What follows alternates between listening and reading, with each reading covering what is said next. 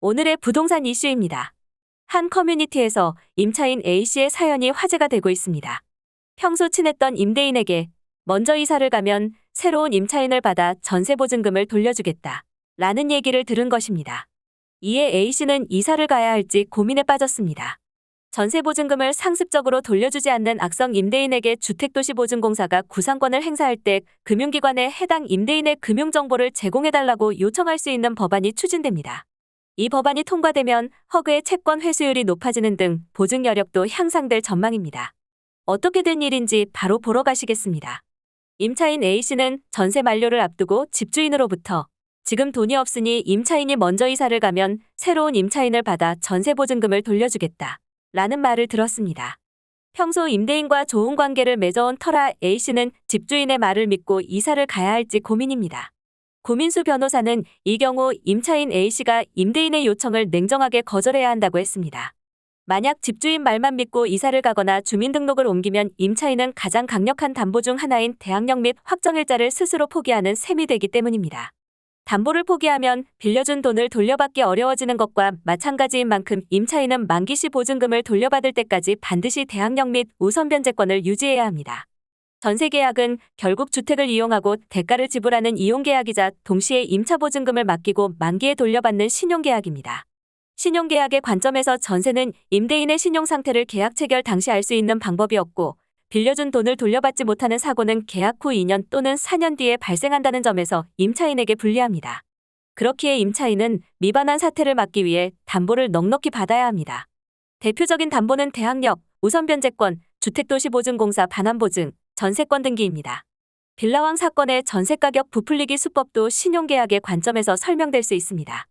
주택의 거래 시세 대비 높은 수준의 전세가격을 치르고 입주한 임차인은 돌려받아야 할 전세보증금에 대한 담보를 덜 받은 셈이 됩니다.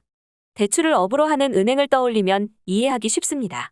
은행은 보통 대출 금액 대비 110% 또는 120%의 선순위 담보권을 설정하고 대출 이자를 미납하는지 여부를 세심히 관찰하며 대출 채권과 담보를 보수적으로 관리합니다. 임차인도 은행과 마찬가지로 주택시세 대비 전세보증금의 비율이 높다면 추가 담보를 요청하거나 전세금액 자체를 낮추는 전략을 취할 필요가 있습니다. 전세가율이 80%가 넘지 않도록 조치하면 주택시세 하락에도 불구하고 전세보증금 미반환 사태를 상당 부분 예방할 수 있습니다.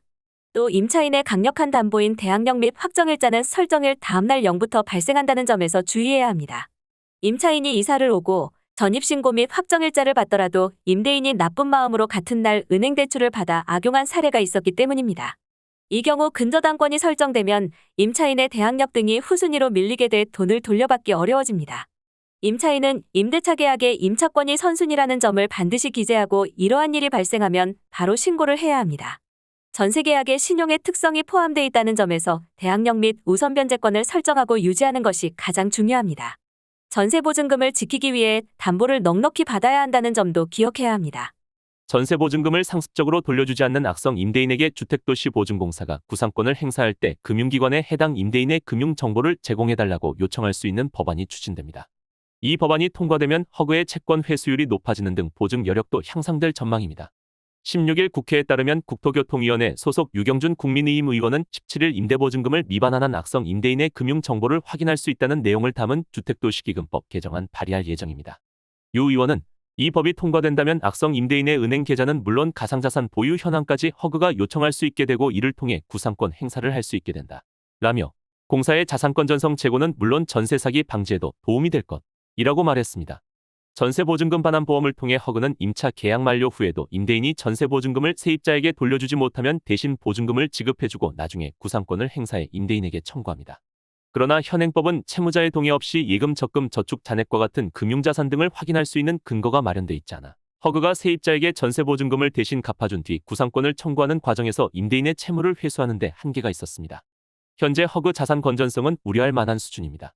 전세 사기 피해와 집값 하락에 따른 여파로 지난 한 해 동안 허그가 대신 갚아준 보증금은 9,241억 원에 달했습니다. 이 중 허그가 회수한 금액은 전체의 21%에 불과해 7천억 원가량 손실을 봤습니다.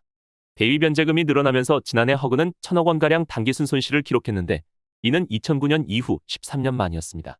특히 지난달 대위 변제액은 1,692억 원을 기록해 지난해 7월 564억 원과 비교해보면 3배 이상 늘었습니다. 보증사고도 968건, 보증사고 금액은 2,232억 원으로 각각 월별 기준 사상 최대 기록을 경신했습니다. 허그의 연간 대위 변제액이 2조 원 안팎까지 치솟을 것이라는 부정적 전망이 나오는 가운데 해당 법안이 통과되면 자금 회수에 도움이 될 것으로 전망됩니다. 법안에 따르면 악성 임대인의 금융 정보는 이해 적금 등 거래 내역부터 가상자산 거래 정보까지 제공받을 수 있습니다. 이를 통해 잠적하거나 재산은닉을 위한 법인 설립 등 자산을 빼돌릴 경우도 추적이 가능해집니다. 금융 정보를 제공해야 하는 악성 임대인은 3건 이상 허그의 보증채무를 이행한 경우, 보증채무 이행 후 임대인이 공사로 상환하지 않은 보증금이 2억 원 이상인 경우입니다. 한편 국토위는 전날 전체 회의를 열고 허그가 대신 내준 임차보증금을 상습적으로 갚지 않는 임대인의 신상을 공개할 수 있도록 하는 내용의 주택도시기금법 개정안을 의결했습니다. 공개 대상은 총 2억 원 이상 임차보증금을 변제하지 않고 구상채무 발생일로부터 3년 이내 2건 이상 반환 채무를 이행하지 않는 사람입니다. 또한 전세사기범의 경우 임대사업자 등록을 제한하는 내용의 민간임대주택에 대한 특별법 개정안도 함께 통과시켰습니다. 오늘의 부동산 이슈 네티즌들의 반응을 살펴보며 마치겠습니다. 여러분들의 의견도 댓글로 남겨주세요. 사실상 개인들의 다단계 거래인 전세와 전세 대출을 국가기관이 보증해준다는 것 자체가 말이 안 됨. 이제 전세 대출 총액을 줄여가고 심사는 더 엄격하게 해야죠. 말은 서민 주거 안정 대책이라지만 결과적으로는 부동산 버블만 키웠습니다. 이런 결과가 올 것을 모르지 않았을 테죠. 전세 대출은 정권의 폭탄 돌리기용 정책입니다. 이제는 부동산 관련 범죄는 사형으로 다스려야 한다. 정권 국회들이 법 개정을 하지 않고 사기 범죄에 대해서 관대하게 처벌을 하기 때문에 생긴 문제. 전세 보증을 담당한 허그가 이런 일이 터진 지 5년이 넘도록 보완책을 못 만들었다면 폐지돼야 할 공사라 생각됩니다. 전세 사기를 걱정하면서 개인 돈으로 보험을 가입해야 된다는 게 이게 나라인가? 집주인이 보험 가입 의무로 전환하고 철저한 검증으로 처음부터 걸러내야지 이게 처음도 아니고 정말 답답하다. 없는 사람들 등치고 그걸 방치하고 그냥 예산으로 막 퍼주고. 전세 사기 형량을 대폭 높여라. 피땀 흘려 남이 번 돈을 양심도 없이 날로 먹는 것들 엄벌에 처해라. 진작에 법 개정을 하든 뭘 하든 해서 사기 피해 및 범죄 예방했으면 이런 일도 없었겠지. 전세제도에서 월세 제도로 바꿔야 할 때가 온 것 같다. 사기친 놈들 가족이 상속 안 한다고 해도 상속시켜서 다 받아내야 됩니다. 법 개정만 제대로 되면 이게 왜 필요해? 진짜 무능이 극치를 달리는구먼. 무기징역 때려 사기꾼 놈들. 전세 사기가 발생하지 않게 만들어야지. 우리 아버지도 20대에 집 보증금 사기를 당하셨지. 한참 모을 때 사기를 당하셔서 평생 가난에 허덕이셨음. 그 가난은 자손인 나의 학창 시절까지 왔었지. 사기는 엄중하게 다스려야 함. 살인과 마찬가지이거나 더함. 법이 약해서 이런 사기꾼이 자꾸 생긴다. 잡아들여서 죽을 때까지 감옥살이 시키자 나쁜 놈들. 이런데도 법 제정을 안 한 이유. 본인들은 죽었다 깨어나도 저런 전세 사기 당할 일이 없기 때문이지. 여기까지 네티즌들의 반응이었습니다. 시청해주셔서 감사합니다. 여러분들의 의견도 댓글로 남겨주세요. 구독과 좋아요는 영상 제작에 큰 힘이 됩니다.